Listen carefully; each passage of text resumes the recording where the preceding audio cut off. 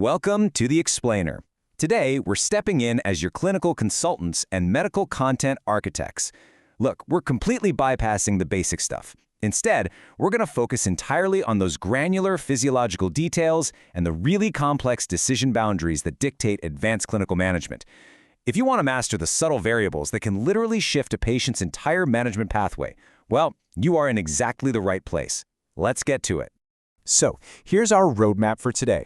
We're looking at Cushing syndrome cascades, the localization fork, calcium and the FHH trap, pituitary stalk variants, and finally, insulin transition metrics and clinical reconciliation.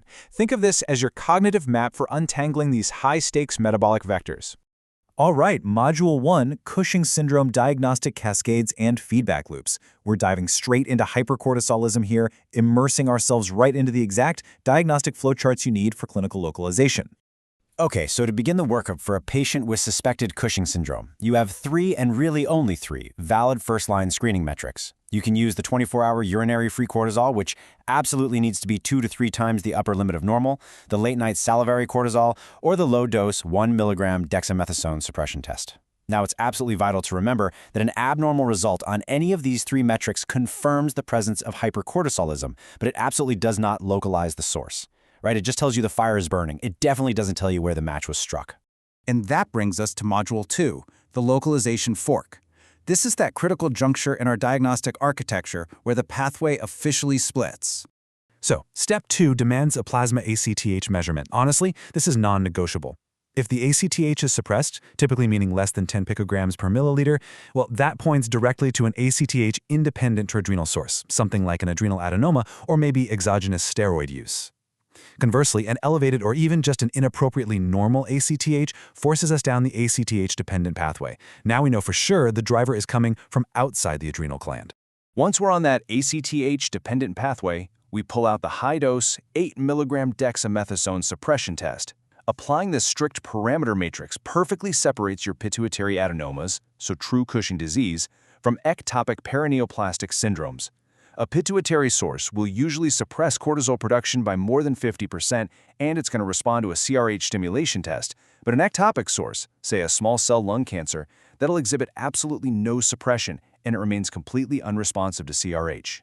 And this brilliantly illustrates exactly why that happens. Think about the standard negative feedback loop. The pituitary gland is kind of like a control-freak thermostat wired to listen, right? Hit it with enough exogenous glucocorticoids, and it will eventually shut down its ACTH production.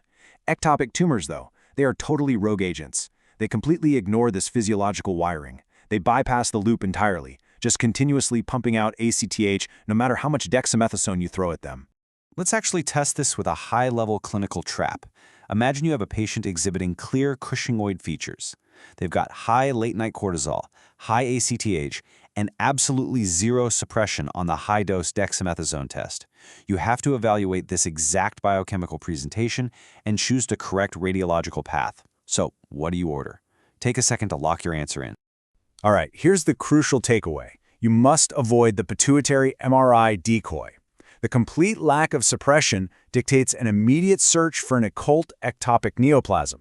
You need a chest and abdomen CT to hunt for something like a small cell lung carcinoma. Ordering a pituitary MRI here, that's a fundamental misunderstanding of the biochemical feedback loop, and it's a trap you really want to avoid. Moving on to Module 3, calcium homeostasis and the FHH trap. We're leaving the adrenal axis behind for a bit to focus on calcium. Now, what's truly dangerous here is how a singular, low-frequency variable can completely derail your entire calcium management algorithm. Notice the overlap on this chart. Primary hyperparathyroidism and FHH present with nearly identical preliminary laboratory profiles. Both show elevated calcium. Both show elevated or inappropriately normal PTH. And to make it trickier, both patients are often completely asymptomatic. To successfully navigate this trap, we've got to understand the pathophysiology of FHH. It's an autosomal dominant inherited mutation in the calcium sensing receptor. It literally resets the body's calcium thermostat to a higher baseline. This creates a low-frequency mimic of a parathyroid adenoma that, honestly, fools clinicians every single day. So how do we actually tell them apart? Well, the absolute diagnostic differentiator is the 24-hour urinary calcium collection, or calculating the fractional excretion of calcium. That number 24 is your best friend here. Let's test this out with another high-level clinical scenario. You got an asymptomatic 36-year-old male presenting with a calcium level of 11.3 milligrams per deciliter. Serum PTH is normal, but crucially, the 24-hour urinary calcium is exceptionally low. So the big question, do you send this patient to the OR for a parathyroidectomy? Absolutely not. The data reveals the trap right there. By recognizing the low urinary excretion, you confirm FHH, and because this is simply a reset set point, literally no treatment is required. Identifying that hidden variable prevents an entirely inappropriate, completely unnecessary, and honestly potentially harmful surgical intervention. All right, on to Module 4, Pituitary Mass Effects and Stalk Compression Variants. We are heading back up to the brain to untangle structural mass effects from true functional hypersecretion. As a clinical architect, you have to strictly distinguish between a true functional tumor, one that actively manufactures and secretes prolactin, and a non-functioning tumor that's really just taking up space and compressing the pituitary stalk. The management for these two distinct entities is radically different, like night and day. This breakdown shows exactly why non-secreting tumors still manage to elevate prolactin levels. Normally, the hypothalamus tonically secretes dopamine, which acts as a constant brake on prolactin production. But if a non-functioning mass compresses the pituitary stalk, it physically severs that dopaminergic transport. The brake is basically released. That loss of inhibition directly leads to elevated prolactin. We call this the stalk effect.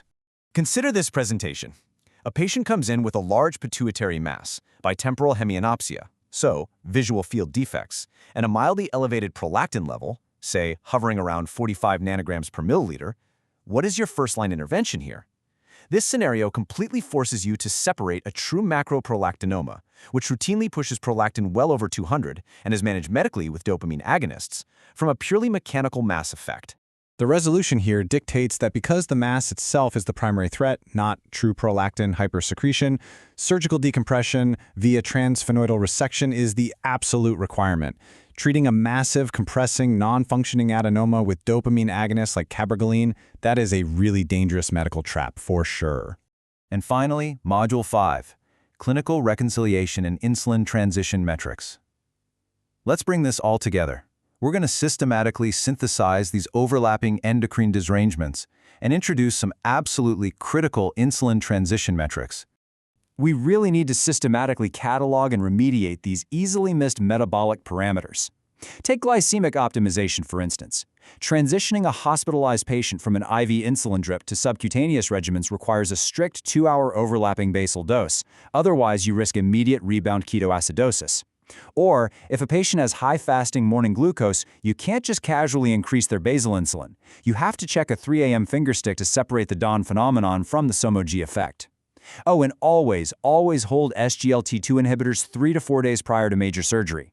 The risk of perioperative euglycemic DKA is just too severe to ignore. Okay, let's apply all this in a final integrative assessment. Imagine a patient presents with borderline hypercalcemia mimicking FHH, concurrent anterior pituitary mass effects, and they are currently coming off an insulin drip. It's a lot, right?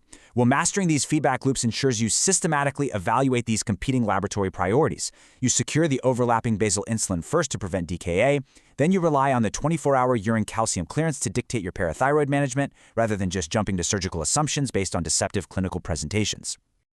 I'll leave you with this final thought. In the face of overlapping metabolic vectors, what is the singular hidden variable that will alter your patient's entire management pathway? Constantly challenge the initial diagnosis by searching for that hidden variable, whether it's urinary calcium or a stubborn failure to suppress, because in advanced clinical practice, finding that variable changes absolutely everything. Thanks for watching this explainer, and keep questioning the cascade.